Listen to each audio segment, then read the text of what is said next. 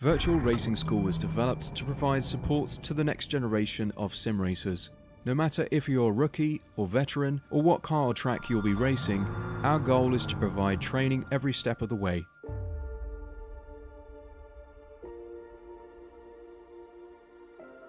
We found that iRacing can be quite difficult without proper training. There needed to be a way to prepare for on-track racing. With VRS, you can literally learn from the best sim racers in the world, including 4-time NASCAR iRacing World Champion Ray Alfala. And Ray Alfala is a 4-time champion of the NASCAR iGPFun-F3's iRacing series. 3-time iRacing Grand Prix World Champion Martin Kroenke. Martin Kroenke becomes a 3-time world champion. Rallycross World Champion Mitchell de Jong. Mitchell de Jong is now champion for the iRacing Rallycross World Championship Series. And many other top sim racers. Data packs include everything you need to start learning. Our World Championship coaches create the data packs by setting a hot lap or a series of fast laps for you to compare, analyze, and replicate. Data packs also include a tutorial where the coach points out techniques they use to hit the fast lap. This gives you access to the latest driving techniques and setups before you even hit the track. Sign up for a free account and download the VRS telemetry logger. With this application running seamlessly in the background, your laps automatically start syncing to the VRS website. From there, you can analyze and compare 2 laps of your choice, whether it's your data, the coaches, or your teammates. VRS will automatically target improvement opportunities so you can get up to speed even faster. VRS also makes it easy for you to request and schedule one-on-one or group coaching sessions. These sessions can range from 30 to 90 minutes, and you can select the car, track, and setup combination of your choice. Visit virtualracingschool.com today to sign up and get started.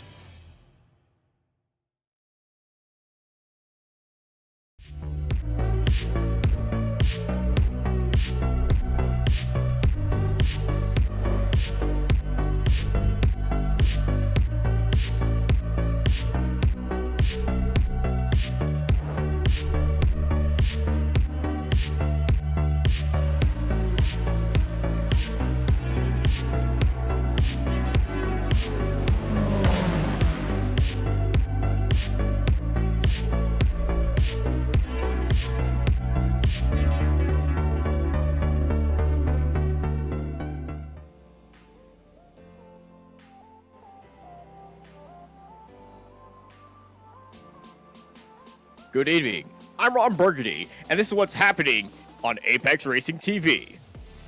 iGPFun Formula 3 Season 4 on a spooky, scary October 31st here at Donington.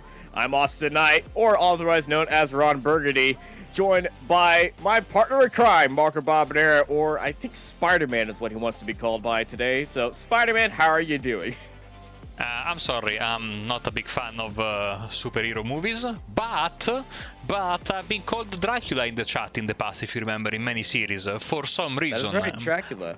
Might I add. In any case, welcome to iGPFun from Donington National for this latest installment of, dare I say, one of the most fun racing series on Apex Racing TV, the perfect counterbalance to a spooky night like this, Austin. Certainly, indeed, and you know, I gotta get this in there because it's not iGPFun without this. Howdy, everybody! It's Halloween time, and we're gonna have some good non-spooky fun here on Apex Racing TV. But you know, a few of the drivers are in the mood for a little spooky action. I can tell you that. And well, yes, yes. the spirit of things.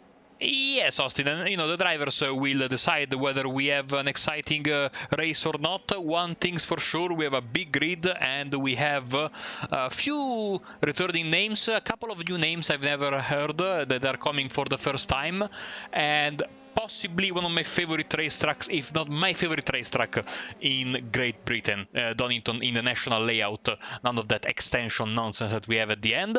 And so with the drivers in the final minute of qualifying, let's jump right into the track and see that it's Thiago Martol leading the way from Jerome Lamy, and Max Bartolotta with Samuel Lermer in 4th, and Josh McCall in 5th. Then we have Gavin Petrucciano, Lorenzo Tobias, also Alex Fournier, Victor Varris.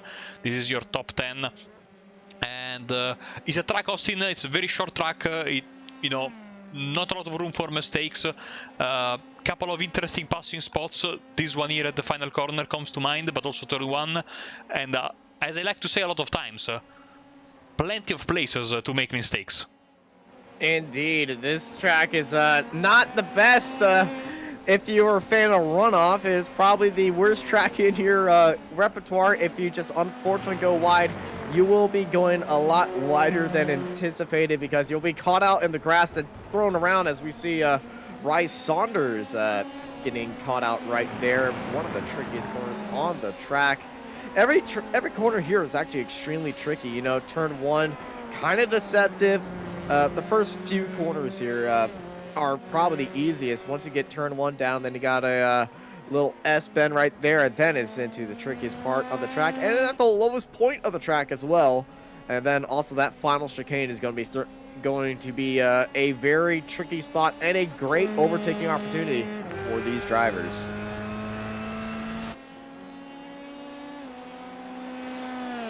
Just the final few seconds, Austin, then we will be ready to switch into race mode as Luca Varani jumps over the curbs of the final corner of the lap and heads straight for pit road. His qualifying is done. Let's see if Zachary Bison has time to improve on his lap time. We are doing around 58-second laps around here for the pole sitter, 59 for the other drivers in the back, mid to back of the pack. So it's a very, very short lap. Again, this also means usually a lot of traffic. Austin, take it away. Yeah. Thiago Marteau will be starting up on pole position, followed by Jerome Lamley, Max Bartolotas, followed by Samuel Hermer, Josh McCall, Gavin Petty, Luciano Lorenzo, Tobias Oslin, Alex Fournier, and Victor Barris finishes out your top 10. They're followed by Leonardo Ocheri, Lucas Baruch in 12th place, followed by Antonio Tellis, Max Giacchino, Simon Fessi, Adam Tausma, Luca Ferrani, Rice Saunders, Richard Veen, Daryl Governor, Clark Williams, Justin Negrete, and Will McIntyre, followed by Andy Flint in 24th. They're followed by Ryan Berryfilip, Lucas Zolta Zellmotor, James Cockram, Julio Palicio, followed by Zachary Beeson, Stuart Millen, Waldemela Cardella, followed by Bartosz Graszewski, Nick Carty, Kuchi Aito, and Martin Devine in 36th place. They're followed by Elwin Cortacas, Simon Greenwood, Reed Dennis, Rafael Munzer, Phil Waller, Russell Kirkwood, Patrick Rowlands, Fabio Viola, Noah Richie Robinson comes back in 45th, followed by York Speck, Maximilian Bui, and Ovian Brevik in 48th place at the end of our grid, a full 48 grid here today. And I love a full 48 grid because if you go on board the very back car, they're going to be started in the chicane. Yeah, we still are missing a few drivers. This is not the end of the field. We still have 3 cars behind these guys. Can we get an onboard shot of Noah? We can get an onboard shot of him. We can have an onboard shot with Yorick, who is even it's further behind. Of the chicane. Yeah, this is going to be an interesting one, Austin. And starting when it's not straight, it's always difficult. By the way, here we go.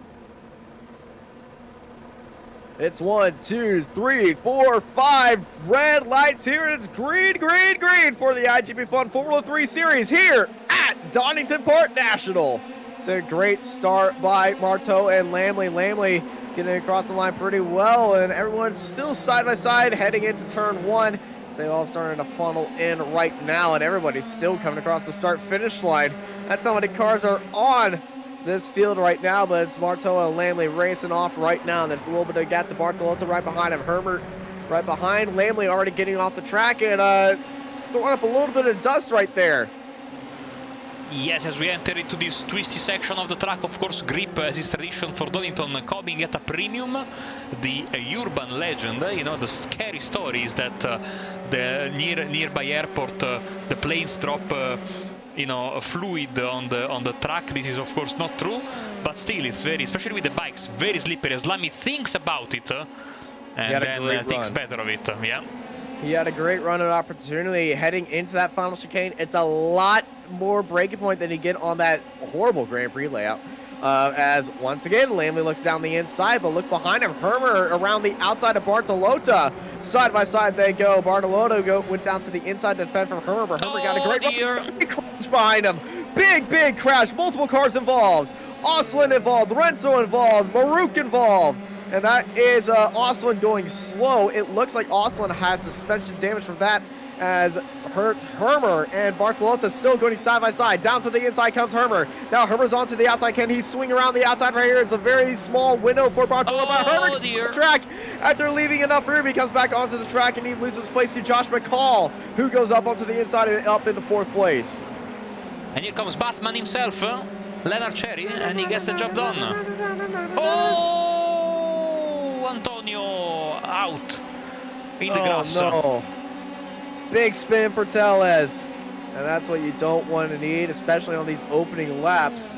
Man, look at this. This is absolutely crazy racing. This is, it doesn't seem like on paper, but we are at, you know, basically Lime Rock length, basically. So it's incredible chaos all the way through the grid. Well, it's Lime Rock length and Lime Rock time as well. So it's a very short lap. It's just a completely different layout compared to Lime Rock. As you see, we got a 3-car fight. Batman trying to hold off both cars right there. That's Fessy and Barris right behind him. And O'Cherry, well, now that they're fighting with each other and still being side by side, O'Cherry is going to be pulling away right there. And I feel like it's time we can catch our breath just a slight bit. But as soon as I say that, I feel like we're going to have another car go spinning off into the distance. And here is Hermer and Bartolota once more. Hermer got a lot of speed right there. This is I think Bartolota might have had a slowdown penalty or something, because Hermer easily got that move up there for 3rd place. Do you see some damage on Alex? No, I don't see any. He has a very dark livery. Maybe we can see it from the onboard. Right. No, there's no damage there. It might look like it, but, you know, I think that's just some detailing on the outside of the end plate on the right side of the car. This is a very tight fight. Victor Bear stuck on the outside. He's in the grass once more. And he gets back onto there. Big off also behind him as Giacchino loses a lot of speed after taking a trip into the grass. There's Max fighting with Luca. Oh dear, Luca going very wide. Avoiding the Italian car on the inside, still side by side. And still side by side. Look behind him. Governor, hey, let's. Oh, we were almost going to have 3 wide right there. Governor trying to look down to the inside. Now Governor trying to look around the outside. He's giving Verani a little bit. Puts a punch between Max and Luca. And Varani in the gravel trap. You know what they say in of course you know what they say, but I know what they say in America. They say don't cross the boss, right? Yeah, don't cross the boss, don't bite the hand that feeds you. There's also another saying, don't slap the hand that writes the check is another one. And Giacchino in trouble, now going into the gravel, so careful there at the front. Oh, Fessy and Victor Varris. 2 cars making contact as well. Fessy off-roading in that Formula 3 car. They weren't really designed to do that, but he's waiting for that right mode to get back on the track. As Thiago Marteau is, well, spooking the field right now. He's leaving him by as if he was a ghost. We have 3 non-starters, Ito San, Maximilian Bui, which I think we had last night in F3.5, and Oyvind Breivik also hasn't taken the starter driver. We know very well from the F3 series in the Norwegian Sector League. But let's look at this battle pack here, Austin, because they seem to be very close to each other. Clark Williams, Adam Talsma, Andy Flint, Ryan Berry, Max Giacchino, Zachary Bison, all close together. And you see how easy it is to go wide there. And that is basically the preferred line until you go too wide, of course. Not too wide as in number 2, like, you know, too much onto the gravel. Yeah. Yeah, too much would be not the best place as Bartolotto and Hermer swap spots again. Bartolotto back into third, Samuel Hermer in fourth place. We got a side-by-side fight right here. Batman trying to hold off Oslin. Oslin was involved in that earlier incident. It looked like he had suspension damage, but no, he was just slowly getting back to speed right there. Oslin around the outside.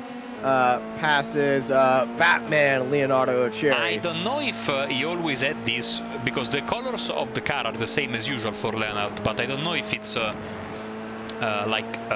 always been like this with the Batman logo there and the bats there, or if it's just for Halloween. So usually I pay attention to these things, so I'm very sorry if this is his regular livery. It's very cool. It's Halloween. We notice these things at this time of year, so I like it.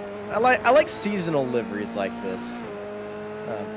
There needs to be more of this. Austin, you need to try an Italian recipe I will give you with pumpkin, which is great for this time of the year. Of course, we don't have Halloween in Italy, but we like to eat pumpkin. Whether or not it's Halloween. I know that.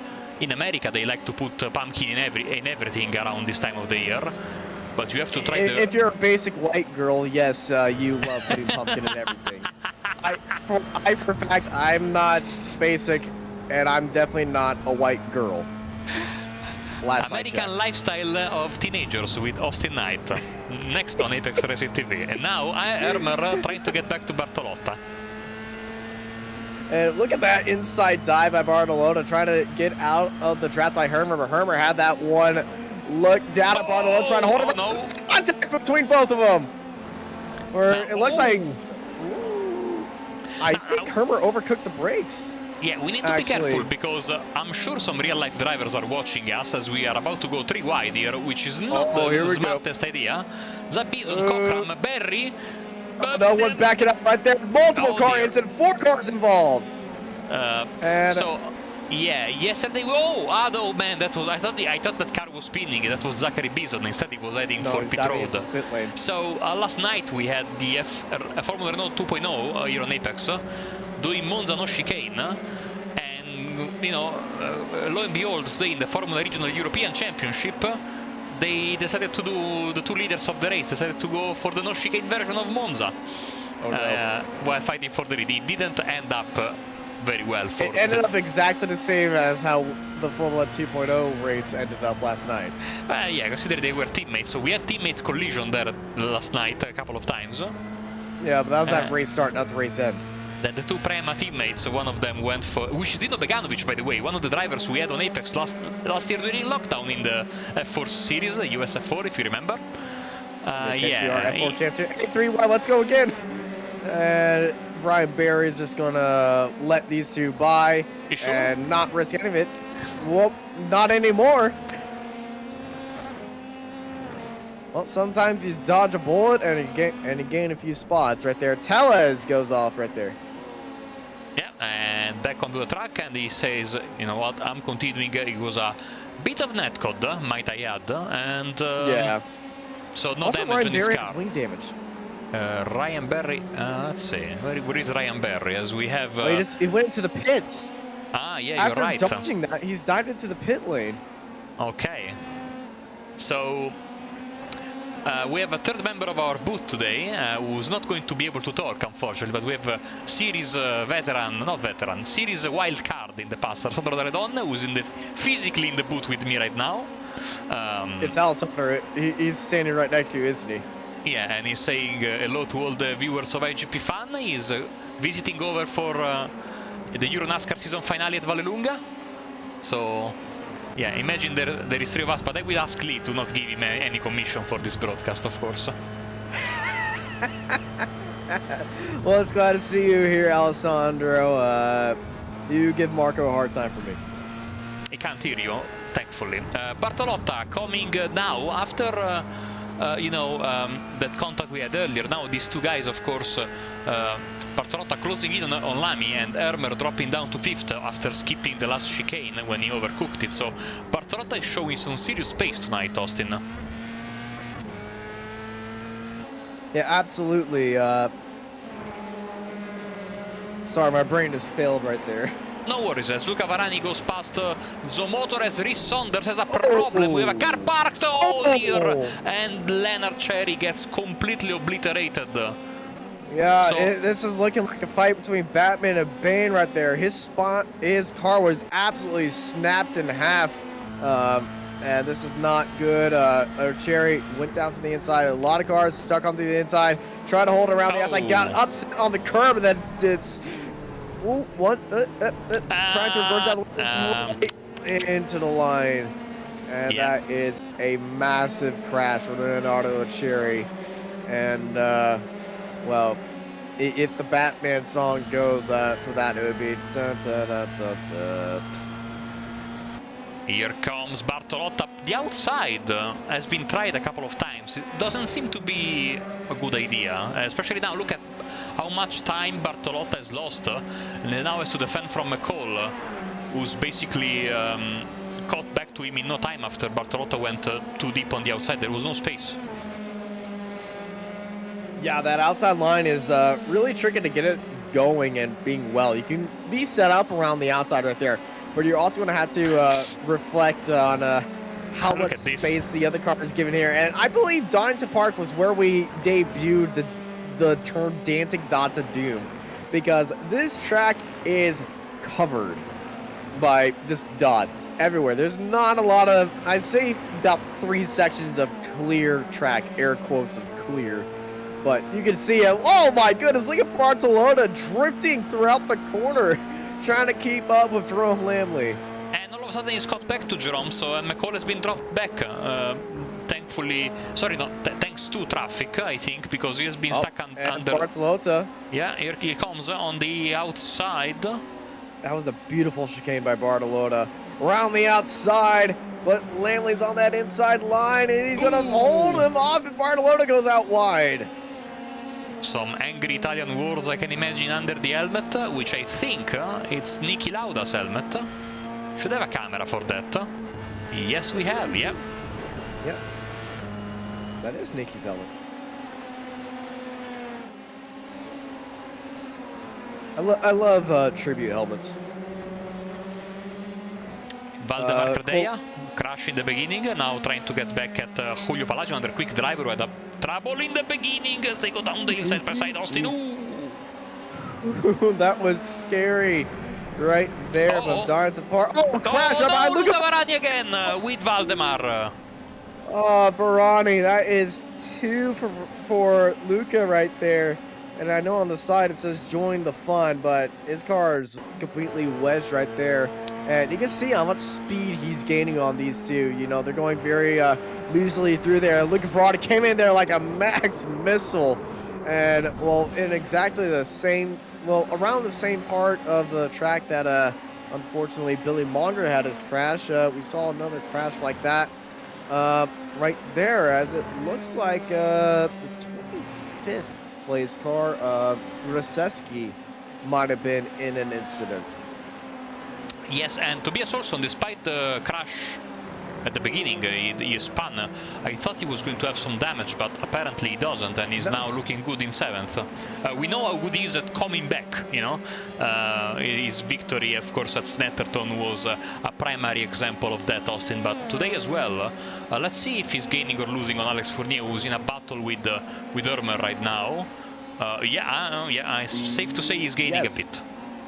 Yeah, 6/10 that time by. He's not being affected by dirty air to set his personal Fournier to set his personal best right there, but you know that is still 4/10 slower than Oslin, and we got Philip Lucas and Clark Williams nose tail with each other heading into turn 1. And you can see the difference of lines that people are taking heading into turn 1. It looks like Lucas might have overcooked that entry, and now Clark Williams is gaining a lot off that exit, but it's not going to be enough as they head to the bottom of the track right now, underneath that beautiful awning right there, the Donington Park awning, which I don't believe is there anymore.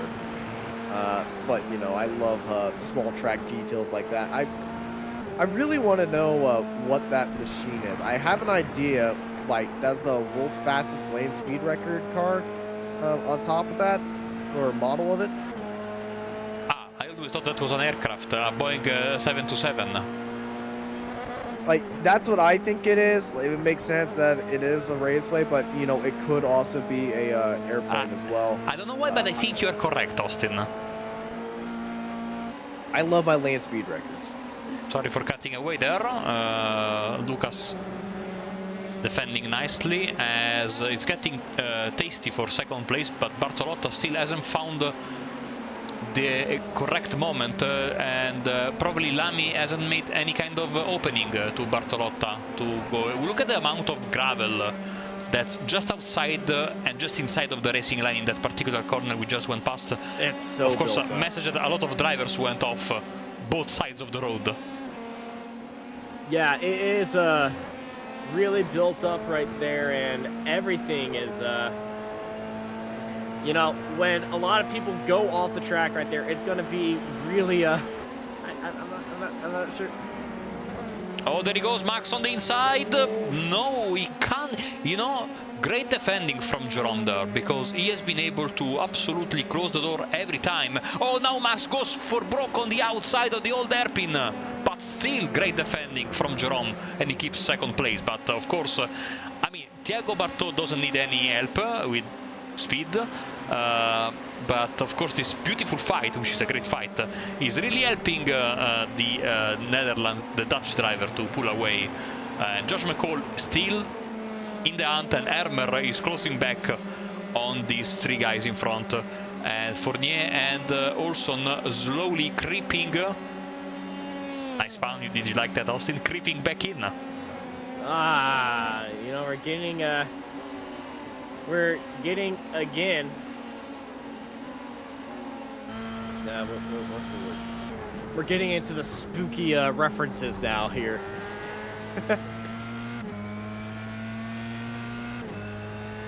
But yeah, that bridge is called Starkey's Bridge. It's no longer there in it's no longer there in real life, but Starkey's Bridge is what that is called as we go under that right now. Yeah, looking closely at it, that doesn't look like a Boeing 727. I think you are quite correct, as per usual. That's not a Boeing 727. I'm sorry. Yeah. But the bridge part is the structure on the left. I am not sure what the car is on there.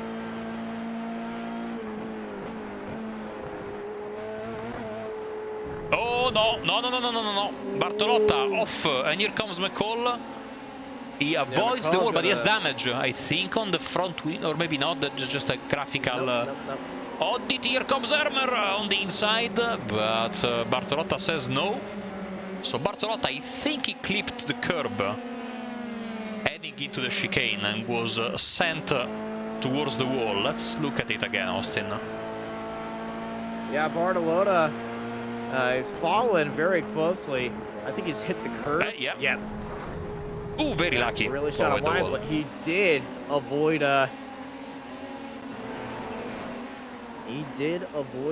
that crash right there. As we know, Austin, most cars are affected by a wall. Yeah, most cars are affected by a wall, unless they're a tank.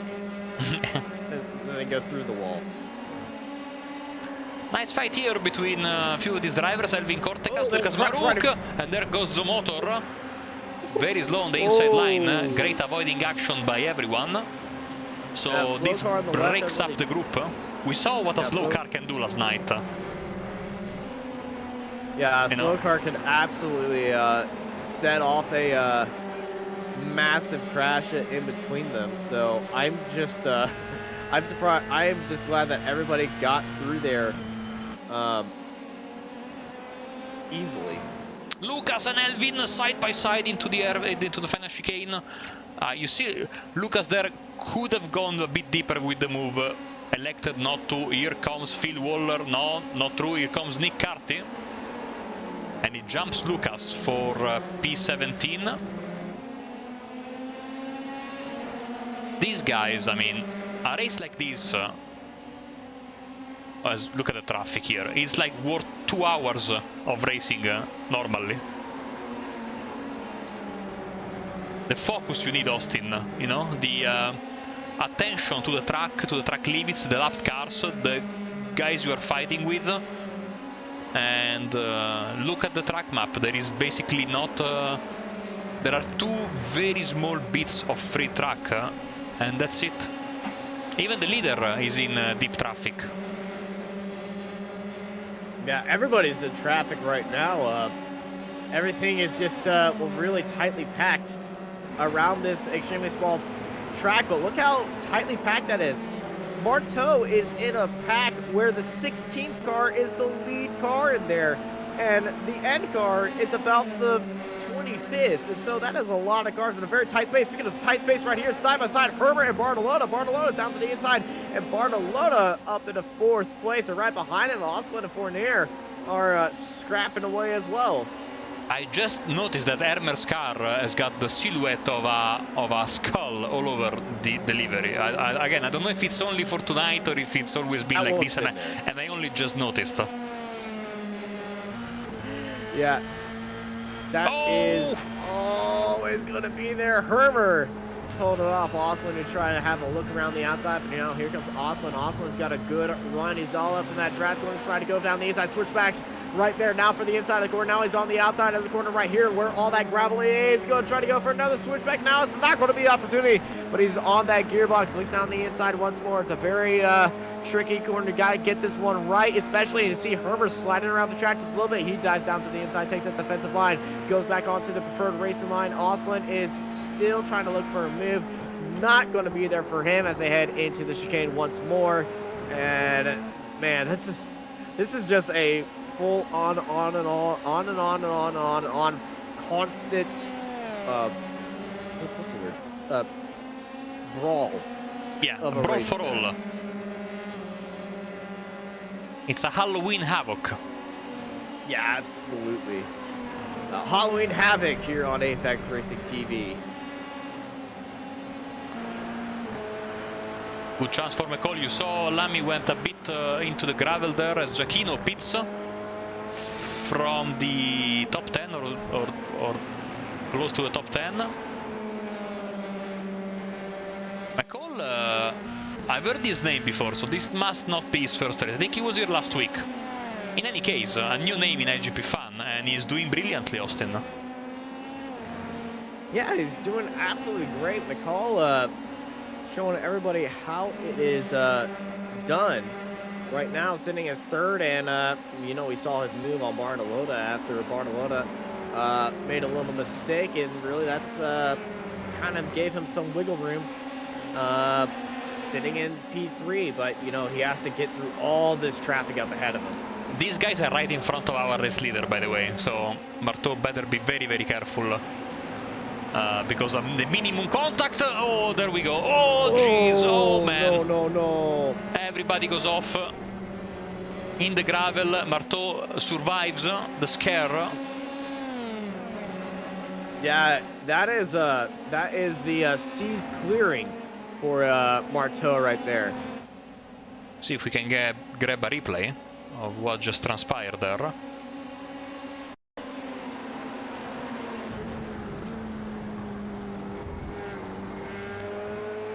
Should be the next corner there up the hill. You need to turn in and basically cut on the inside, and oh man, Marteau was smart. He lifted a bit and was able to, but you see what we were talking about earlier, Austin, you are never safe around this place, even when you have 10 seconds over 2nd place.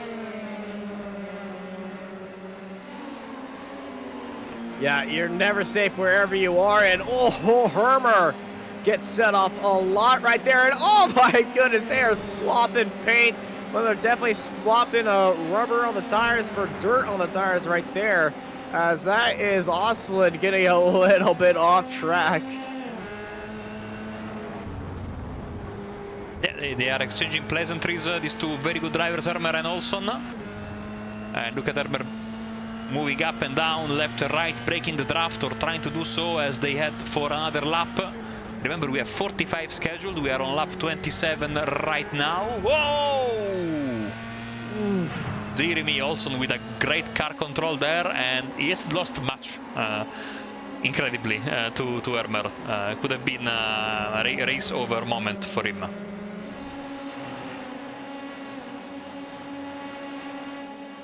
So I found out the car that was on top of there. That is a mock-up of the Blue Star LSR, the fastest piston-powered car in the world.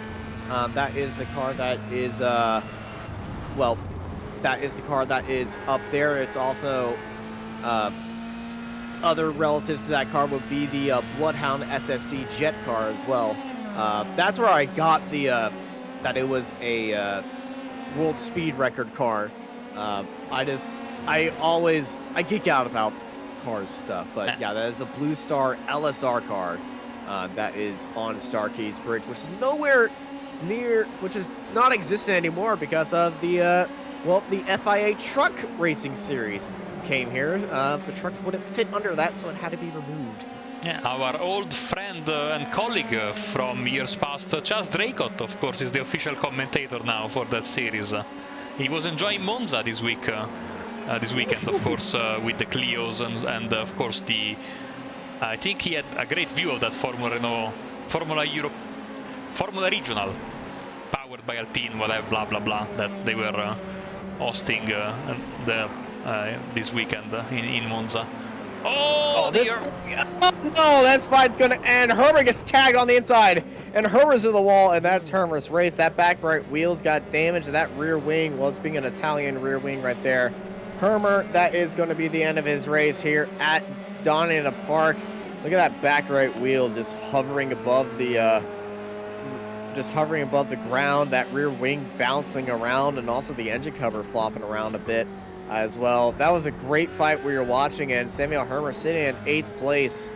Oh, that is so unfortunate to see, as he's going to be going into the pit lane and getting that car repaired right there.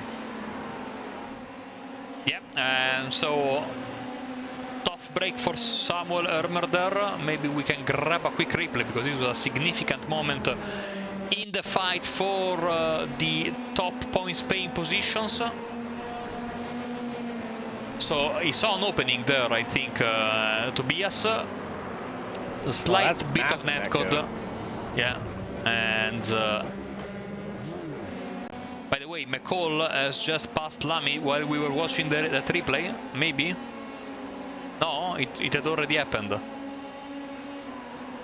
happened as they were crashing. Okay, perfect. I'm talking to myself and I apologize. So something must have happened here, because there was a mile between the two of them. A slowdown. He cut too much on the inside of the right-hander. Yeah. That inside line is so easy to really just clip an edge and then you can jump ahead. And, you know, iRacing doesn't like that as well. We got a little bit of a situation. 26th place of Patrick Rollins going slow down the front straightaway. Coming out of the chicane. I think he might have went off the track right there. You know, I think everybody's had an instant chicane. Here's Giacchino looking up to the inside on Cortacas. Cortacas goes around, and he's stuck onto the outside of the track and trying to go back into, well, try to get back onto the track right here. What happened there? Oh, no. Ryan Berry once again going off of the chicane. There was another car that just went straight on through the chicane. Yeah, that was Govender. It was those two involved. Did Governor and Barry have an incident with each other? Only one way to know this. There's Governor. And... Yep.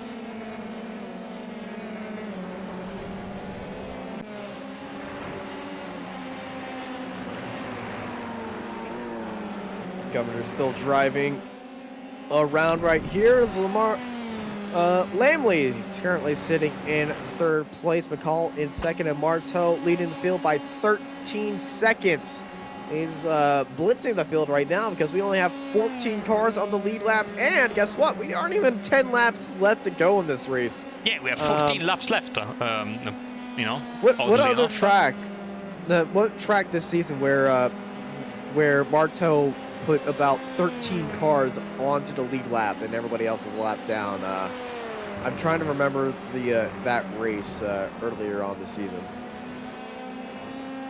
You know, usually in these short tracks like this, as you have so many laps and the distance is so short, it's not uncommon for this weapon. So it must have been. I have terrible memory, Austin. Did we visit Lime Rock or Red Bull Ring? We haven't visited Red Bull Ring. Was it last week in Laguna Seca? Oh, it was Mosport. I think it was Mosport or maybe Suzuka. Or it was Laguna Seca. Wait. I'm going to the official iGPFun website standings, which is irace.talsma.ca, if you want to have a look at that. Oh, 5th place is off. So Oslin is off. He's down to 6th place right now, and Oslin is out of this race. He's towed into the pit lane. I'm sorry, on our Google search right here for interesting facts about the series. But, oh, he's hit the inside curb. Back end goes around and bam! Hits the wall. Hits the wall again. Well, thankfully, he landed right in front of the pit entry, so it's not going to be a long tow. But it's definitely going to be a long sigh of unfortunateness. So we've been to the Glen, out of this race. to Snetterton, to Suzuka, Hockenheim, Mosport, and Laguna Seca. Marteau has won at the Glen, at Suzuka, and at Laguna Seca. I think it was Laguna Seca where he lapped the entire field. Not the entire field. Everybody up to the top 15, which was last week.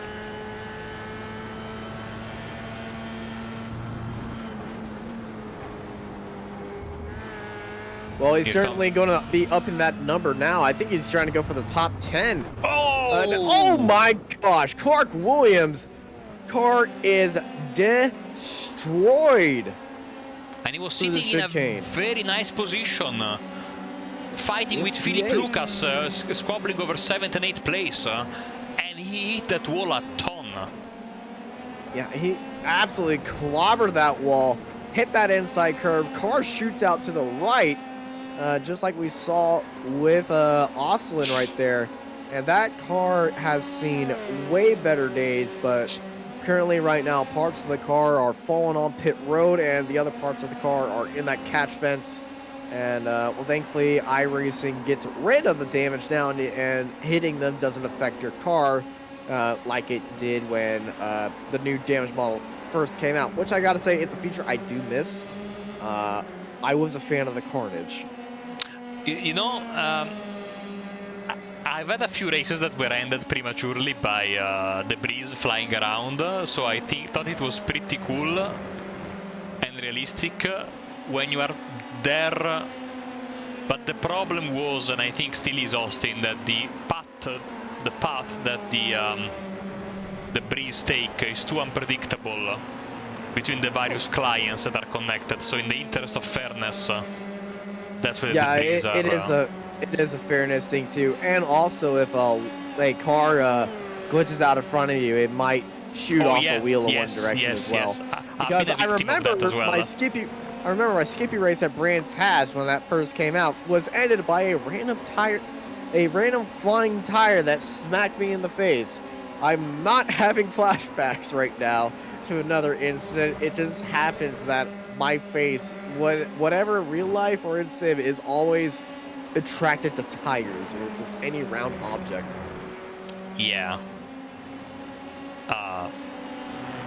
Please bring back that feature, iRacing, because I want to have that fear in VR again. when we get, I think, a more, and I have no idea how difficult it is to code. Probably very incredibly difficult. Very difficult. People from all over the world.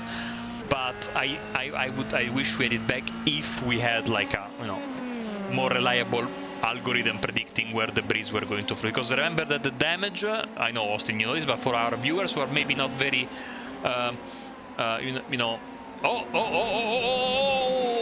goes wide. And at the same time, there is a mistake from McCall. Here comes Bartolotta, here comes Lamy. At the same time, they are going to go 3 wide for 2nd place. Now it's just Bartolotta on the inside.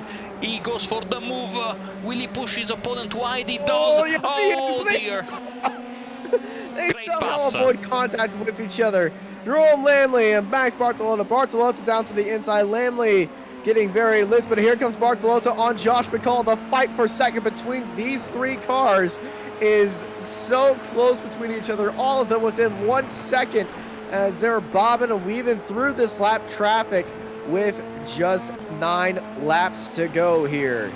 So to finish my point, the damage is calculated locally on iRacing, on your client, and then is sent to the server. So a piece of front wing can go on my screen into my car, on your screen into your car, but in reality it will only go one place. But if the damage is calculated locally, we both get the damage from one single piece of debris that should go only one way, you know, so that is a problem, of course. It is a problem, but hey, no one's perfect. They tried to make like a timer, like half a second, and after that half second the debris would become transparent, but that didn't work. Now it's basically immediately transparent. Yeah, that's what I was talking about. That's what I remembered. I remember doing a few Skippy Oval races, and you know, it was dodging the debris, and you know, half a second, anything can happen. And Bartolota makes a move on Josh McCall. Beautiful pass right there, absolutely pristine. But then Lamy makes a mistake. Oh my gosh! That is a massive, massive crash by Jerome Lamley. So Bartolota goes past McCall, so it's Bartolota, McCall, and Lamy in third, and then what happens to Lamy? He went head first into the wall. Oh, he's hit the side bit of grass, and then I know this is a sim, and he's okay, but yeah, but this, I mean, and he's still sitting there. He's still there. Oh, Lamley, I hope does he have a direct drive? He might be hurt. He's trying to continue, but I'm not sure that car is going. No, that car will not go anywhere. No. Well, he's trying to finish out this race no matter what, but currently he's sitting in a graveyard right now. No. I really hope he had his hands off the wheel, especially if he had a direct drive, because that would break your wrist. Hopefully no VR as well, because that was bad. Yeah, that would be bad, and I know it's a sim and everything, but you know, we have all this powerful equipment, direct drive stuff, wheels that can produce a lot of newton meters of torque, even if they're not direct drive, everything. I know the top ones do about 100 newton meters with direct drive. My CSL Elite can do 8 newton meters, but still, like, that will snap your hand if you aren't holding on. But oh my gosh, I hope he's not actually hurt. He was just trying to get back onto the track, but yeah. Austin, we didn't have too many crashes tonight, but we've had a lot of off tracks. And we have but the few crashes we had, they were vicious crashes, which you don't really expect from a place like this. Yeah, not a lot of vicious crashes is right, but a lot of off tracks. Well, no, a lot of vicious crashes, but not a lot of innocent crashes as well. With just we had a few spins and everything, but yeah. Yeah, Jerome Lamy, by the way, has called it quits, and he has accepted his fate. His fate, sorry, not his faith. Apologies. Tough word for us Italians. And so he towed back to the pits. As we are heading into the final 4 laps of the race, Marteau leads the way from Bartolota and McCall. Fournier is up to 4th in front of Rhys Saunders, which we haven't talked about too much, but he's having a very nice, dare I say, at least from our perspective, quiet race. In 5th, plus 13. Philip Lucas, number 8, is having a nice race as well, he's plus 20. Andy Fleet is in 7th, Adam Talsma behind him. Samuel Ermer, not the easiest of race for him, but a top 10 nonetheless. And the last driver in the top 10 is James Cockram. He's now enjoying 6 seconds over Palacio, who's in 11th, and more importantly, he is the last car on the lead lap. Not anymore, because Marto just went past him. So we have 9 cars on the lead lap, Austin. And this shows how quick the leader has been, but also how tough the race has been for the guys that are even at the front, but also mostly the guys at the back had to fight a lot, and they had a lot of problems and you know, issues, etc., which sometimes they just come from the fact that this track is incredibly difficult to navigate. Yeah, track is really difficult. Traffic as well is difficult as well. You can be caught up in a crash up in front of you. But yeah, Marteau has been well, moving through the field like butter right now. 9 cars on the lead lap. Samuel Hermer has put in the fastest lap of the race, and I feel like he's got to put the well, pedal to the metal right there, because right behind him, by only about 6 seconds, is Marteau. Yeah, 3 laps left right now for the leader, as he's entering the old hairpin and he's trying to get past another lapped car. That's the number 696, that is Noel Richie Robinson. Tough return for him in iGPFun, for the South African driver. Look at the amount of gravel there in the right-hander. The gravel buildup is also going to really take your car. So if you're trying to go around the outside right there, you're gonna get caught up into that gravel. And well, we saw what happened with Lamley about that. Austin, you missed the early days of the dynamic track model back when the 24 hours of Daytona. During the first few hours of the race, the infield, the entire apron coming out of the infield section would turn into Omaha Beach, basically. It's crazy. Yeah, that just imagining that is chaos. Well, 2 laps to go right now. Marteau just has well, a few more corners to navigate, then it'll be white flag, but dominating race for him. 15 seconds ahead of Bartolota and McCall right behind him. And these two are still pretty close for a good old scrap on that last lap, which is going to be happening right now. White flag in the air for Marteau. Yes, as we have maybe a collision entering the pits there, as Marteau gets the white flag. Kirkwood?